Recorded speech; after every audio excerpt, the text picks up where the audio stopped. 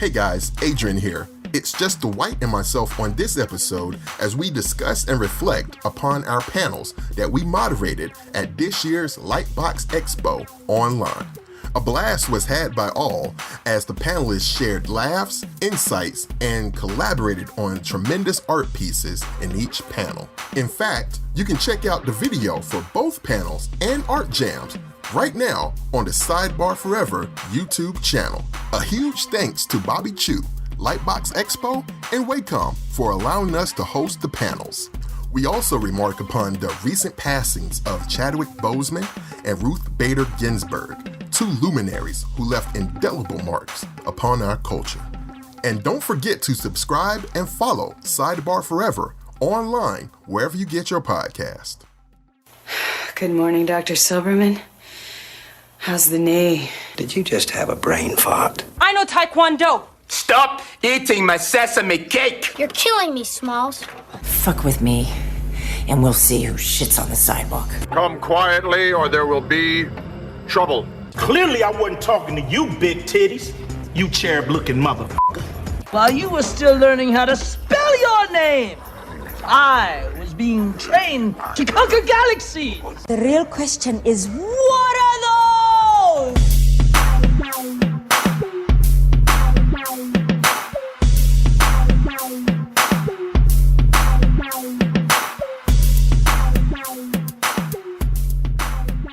Welcome back to Sidebar Forever.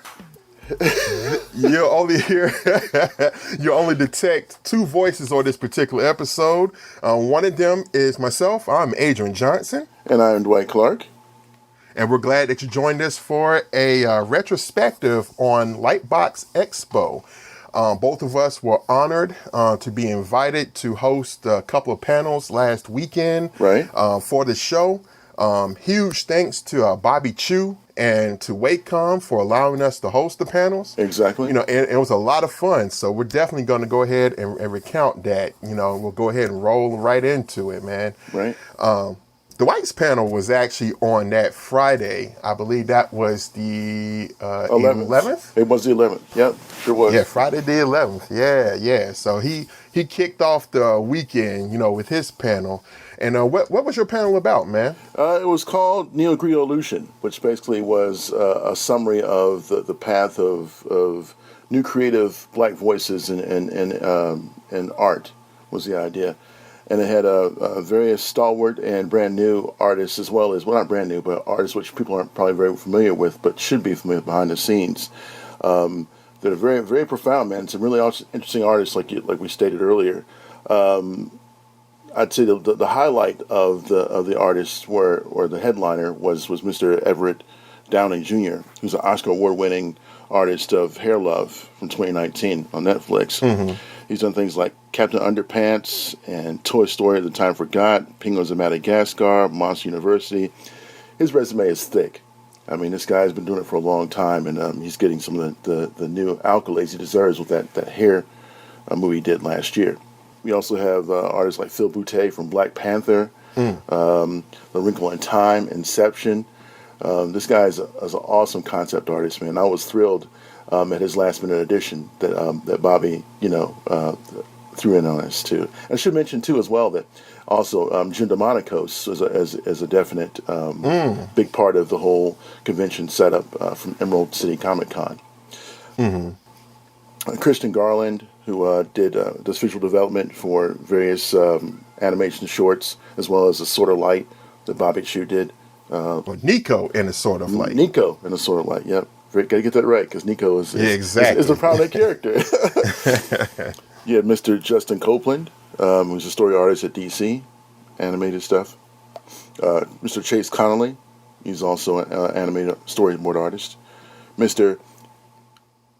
is a hard one, but if it's Sinachi, Adrian, or Jakewi. And that's the reason I remembered him, because Adrian. And that's funny. that's how I address him in the panel. I lead up to it and say, I want to get this right, if Sinachi. And he's like, I said, Adrian.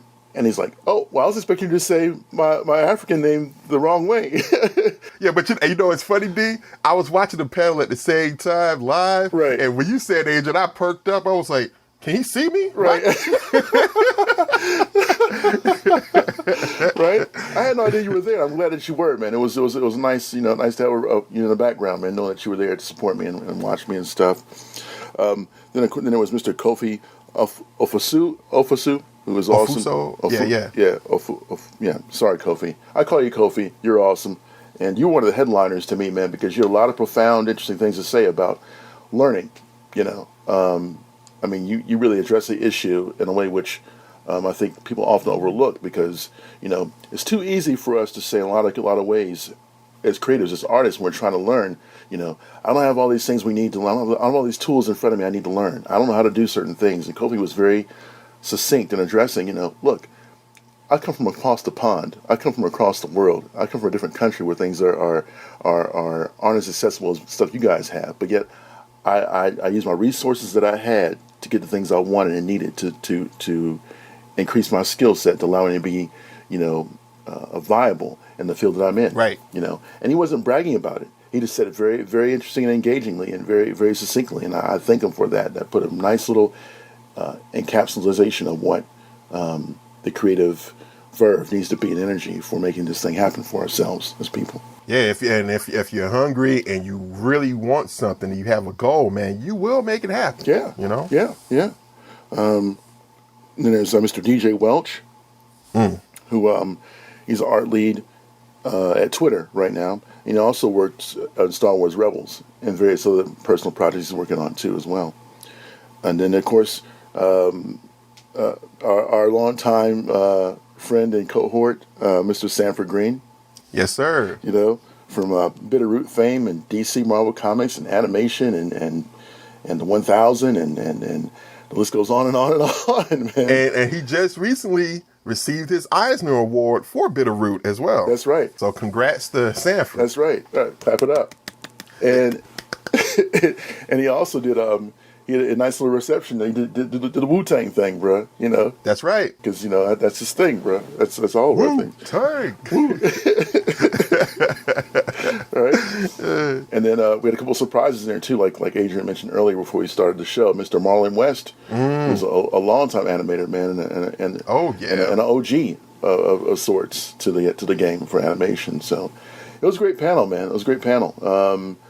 I couldn't have asked for better in terms of conversation, in terms of the way they wanted, the way it headed. There were a couple things I wanted to address, but that's me. This is about them, and I think overall the everything was addressed in a very spherical and completionist manner through all the different guests that were on.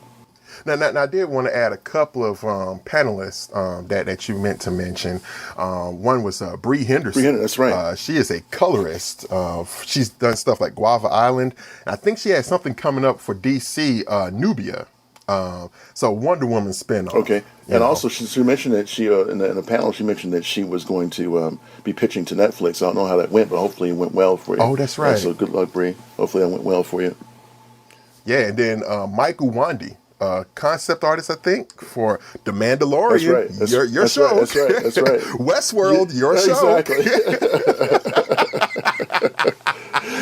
But yeah, you really had some heavy hitters on there, man. For real. Really did. It was great, man. It was great. Now, before I jump into me recounting my panel, I did want to mention about the event itself, Lightbox Expo. Let's do that. Now, did it start back in 2019? Yes. Was 2009 the first year? Yeah, it's 1 year old, man. So it's like, okay. Yeah. So it's pretty impressive that they're able to accomplish, to readjust so rapidly and efficiently. Oh yeah, they absolutely did. I mean, they nailed it, dude. I was very, very impressed by that. So, but yeah. Yeah, and go ahead. I was going to mention it was a spectacular success adapting this year's COVID isolation era with style and grace, expanding possibilities of ways and participating in a digital setting beyond the convention wall. So, yeah, and the thing is, I went around in that virtual realm, just to kind of check out the convention. Yeah. And man, I got to tell you, my arms were folded. as they are wont to be about many things. Right. But I was not walking around, but virtually walking around, we'll say.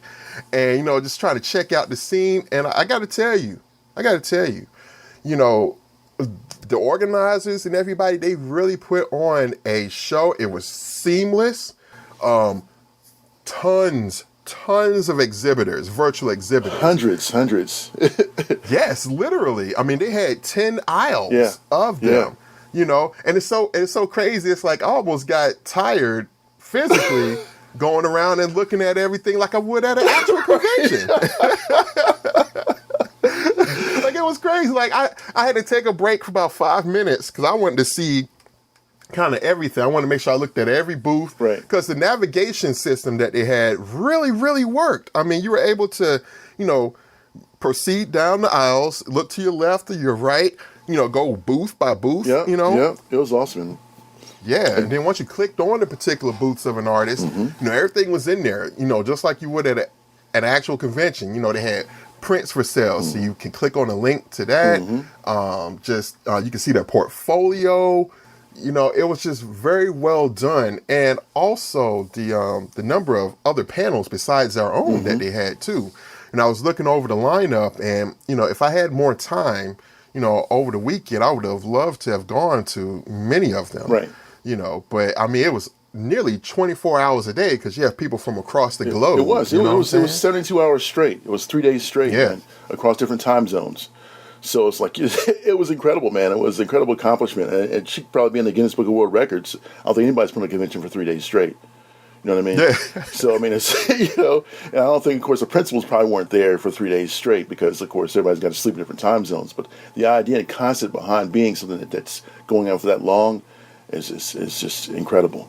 Incredibly immersive. Well, let me ask you one more thing, man. Sure. While we're talking about, Lightbox, I guess in general about virtual conventions, with the situation going on in the world right now, and we're not, obviously, as of this recording, we're not sure when it's going to end or anything like that. Do you really see like virtual conventions being something more viable? Now, full disclosure on my part, right? I don't want it to replace physical conventions, especially like this is selfish, but like comic book conventions, right? No, I need to go to the long boxes and I need to be digging. But besides comic book conventions, we'll take that off the table. Right. Say more art related conventions like your light boxes, even your Spectrum. Sure. Spectrum Art Lives and things of that nature. IllexCon. Yeah. Yeah.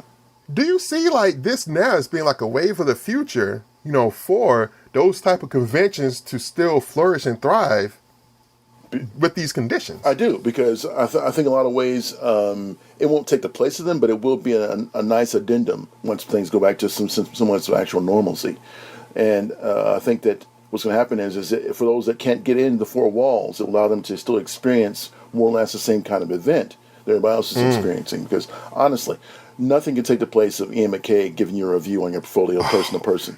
In person, yes. Nothing can take the place of George Pratt, doing a freak show for you in person. Yeah. I mean, it's one of those things. Meeting Adrian Johnson in person is not the same as meeting Adrian Johnson online. I don't know about that, but well, appreciate you. It's really not. It's really not. So it's a thing wherein the physical thing will still be a physical thing because that's who we are as people. We need to coalesce and interact. Yeah. As soon as we can do that, trust me, we're going to be off and running doing that again. And I actually look forward to going to a comic convention. At least not going through the long boxes entirely. At least going through seeing a physical comic and touching it and being able to see people do actual artwork in person.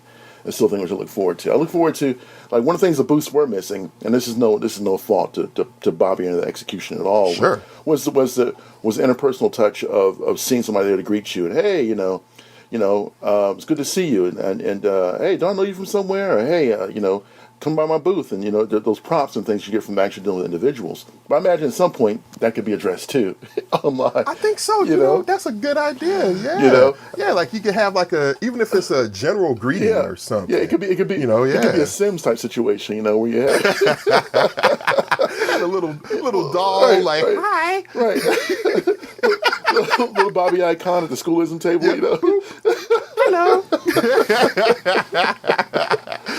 That's too funny. You know, I mean, don't get me wrong. They had three icons, which were cool. Yeah. You know, and relatable once you understand the story of what they are. You know, red, green, and blue. You know, I forgot their names exactly. Sorry about that. But they were basically they form light. You know, red, green, and blue form light. So you put them together, and they made the Lightbox. That's damn. Yeah. That's the animation was about. Right? That's pretty tight, right? Snaps. Yeah. Dang, very clever. You know, as usual, as Bobby.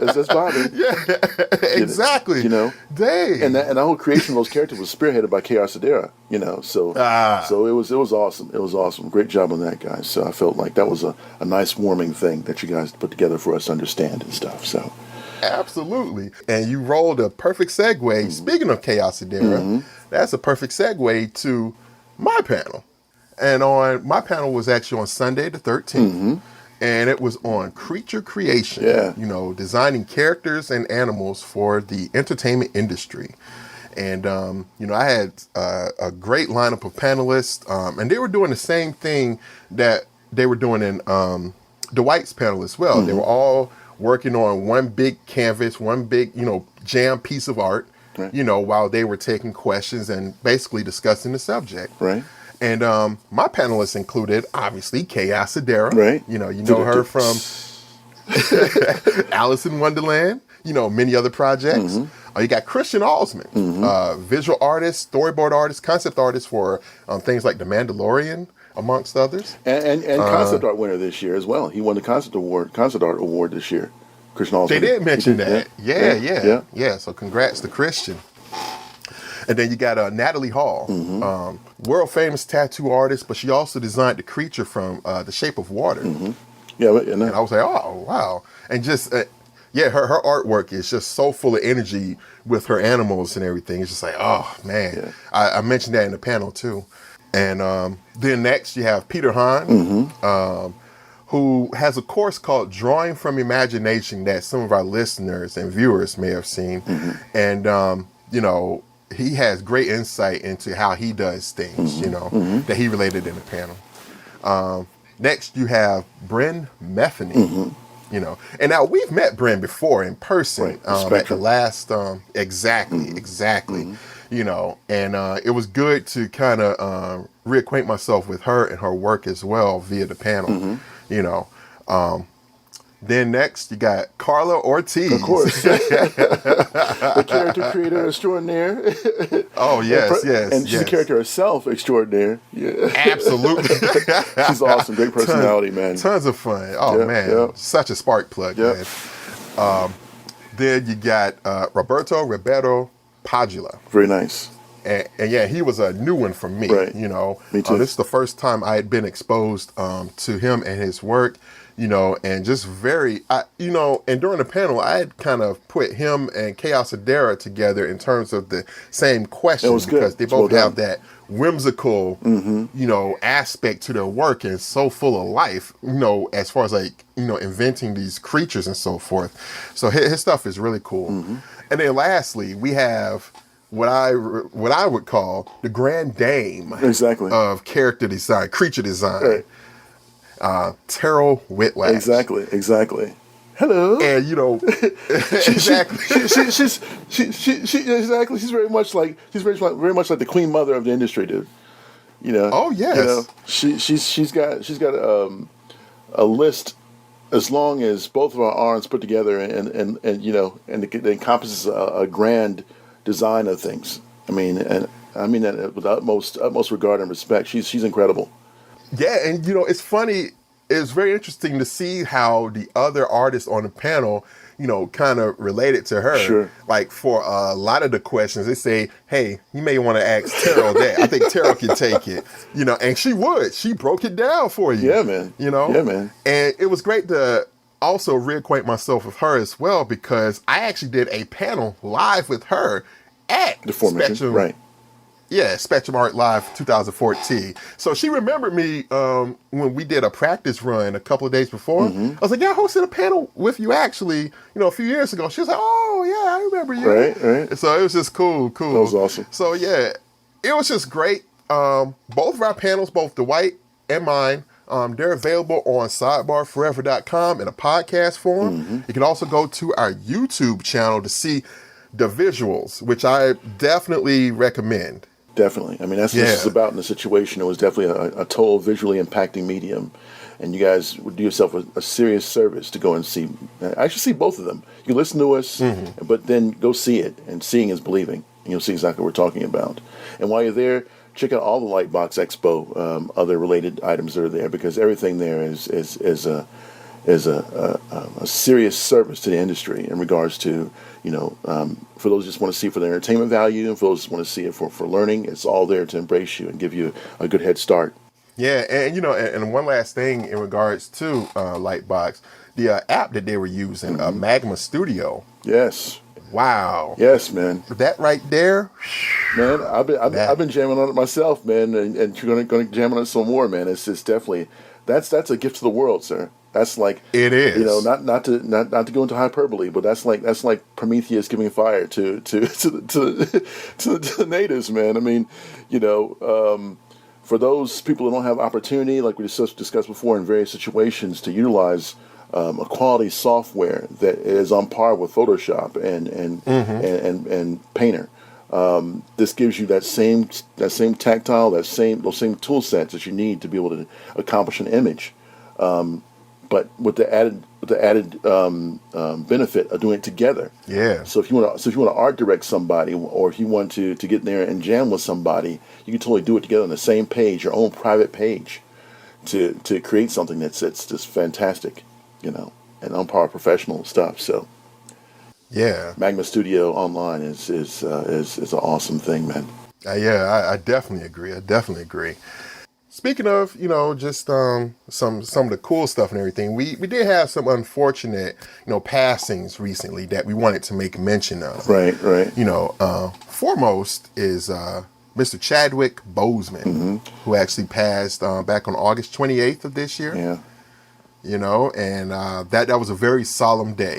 I got to tell you, because I think it took everyone by surprise. Like, it did. How did you feel when you heard about it? Man, I was like, wow. I was not believing it. I was like, is this right? Because the first thing I saw, I follow many people on Instagram, and the first alert I saw was Dave Bautista, wrestler fame, who plays he's getting his due now. He's playing various different kinds of movie characters and things, but his first successful outing was in a Marvel movie as Drax the Destroyer. And yeah, man, he in his feet is like he's like rest in peace. He didn't say rest in peace. He said something like to my king. I was like, okay, that's nice, Dave, that you're appreciating Chadwick that way. I was like, okay. Yeah. Because Dave is not one to shy away from politics. Dave is very much into, Black Lives Matter and various other topical things of the day, and not just for bullshit purposes, because he's got reasons which he really agrees with those things. And I was like, okay, that's nice. And I was like, I actually read it. Or I saw a Twitter alert. I was like, wait a minute, what? Seriously? At 42 years old? Or 43 years old? I think it was 43. Yeah. I'm like, what the hell? First it was like 42, and the first report was like 42, and then went to 43. I was like, wait, that can't be right, man. And it's like he died of colon cancer. It's like, really? And all that time, man. It's like all that time. All the movies the recent that he was in. I think beyond James Brown, leading into Black Panther, he had it. So his entire Marvel career was when he was fighting cancer. Yeah, and what's so ironic about it, man, is that nobody ever knew. I mean, look how in shape and powerful he looked in Civil War and Black Panther. Yeah. Poised, man, and wow. Yeah, didn't skip a beat, man. And the entire time he was fighting it, he was going to and giving interviews and for children that had cancer and going to with fellow castmates, Lupita Nyong'o and escapes me right now. I was going to call her Okoye, and he was going there, and he broke down one time, and it was like, man, that hit me. It was like, wow, this guy is going through so much, but he's so relatable. Like everybody he spoke to and engaged with, he was very, very sincere and very, very real, and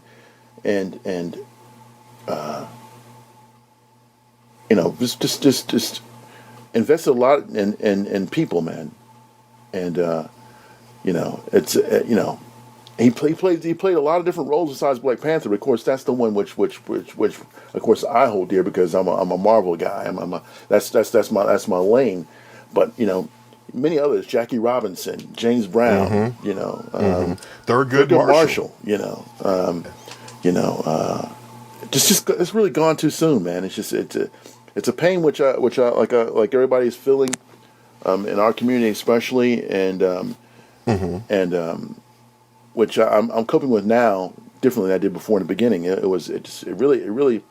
really fucked me up. To be honest with you, man. Because as an artist, you realize the expanse of time. You realize that how limited things are. Everything is so, because everything for us is so compressed. Anyway, because everything we do takes so much time, and time just escapes us, man. And to see how much he was able to cram in such a short time on a film, and it was good quality characters, man. I mean, these weren't. This wasn't a BS lightweight portfolio. This is a full portfolio that many artists of his kind and our kind will want to see. Everybody wants to have that ability to play like or have a role which meant something. All his roles meant something. So man, and then we also had one that just hit, I believe this past Friday. Yeah, Ruth Bader Ginsburg. Yeah, profound. Strong little lady, man. the notorious RBG, man, for just a stalwart, pivotal figure in social justice, man. Just people are their compatriots like salute her, and people recognize her for being this full-bodied, engaging and righteous person, man, that was there to see everybody keep their civil rights, man, and gain their civil rights, man, and engage about women's rights and see make sure everybody is held in the same esteem. She had a reputation apparently as a quote unquote cautious jurist, right? And I just think it's funny how people put that onto her as if it's like a scarlet letter. Right. Oh, she's a cautious jurist. You would want your jurist or someone who's judging you or adjudicating to be cautious, right, to consider and weigh all the factors before deciding something, right, that could legitimately affect your life. Right. Right. Right. And so, she definitely, did that. Ginsberg definitely, had that deserved reputation. Yeah.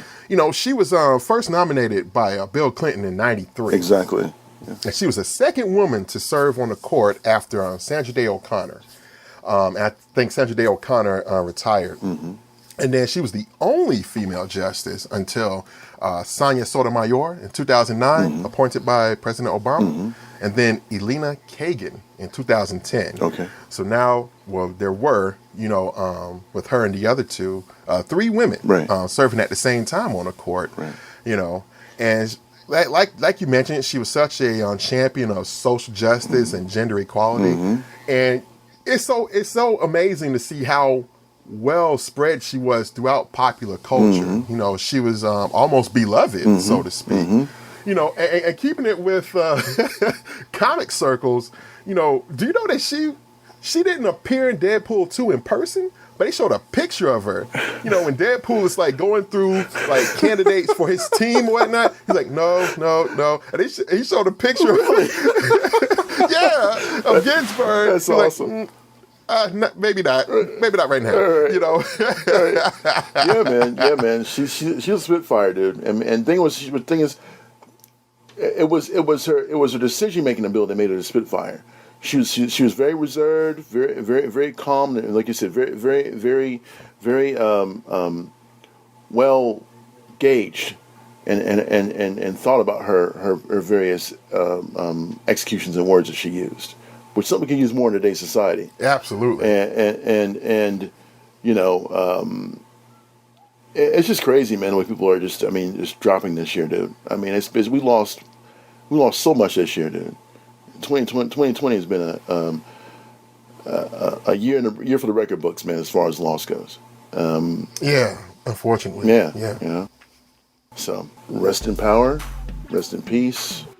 Yeah, Chadwick, man, will always be the Black Panther, man. No matter who they get to, replace him in the formal icon and the formal canon in the movies, He'll always be Black Panther to me, man. I mean, he put his mark on that role.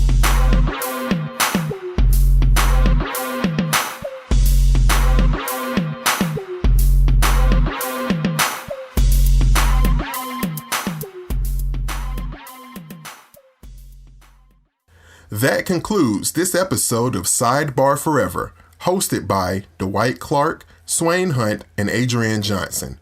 You can find us online at sidebarforever.com. Any emails or questions can be directed to us at sidebarforever@gmail.com. And also, subscribe to us on social media. You can find us on Facebook, Twitter, YouTube, and Instagram. Sidebar Forever is copyright 2020. Dwight Clark, Swain Hunt, and Adrian Johnson.